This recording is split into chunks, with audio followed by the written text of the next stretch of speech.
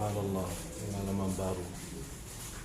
Sudah 12 tahun saya selalu memimpin umat untuk menjaga nikmat aman. Allah takdirkan saya hari ini ditusuk. Tapi alhamdulillah isi acara Allah subhanahu wa ta'ala takdirkan ada orang datang dan Allah selamatkan dari pembunuhan.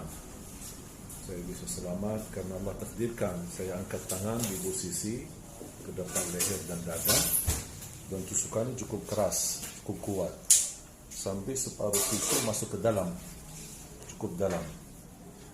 Tapi alhamdulillah di tangan saya patah di leher, sampai batah. Ikat dulu lagi. Tali ya bang. Mana tali bang? Tali nggak ada.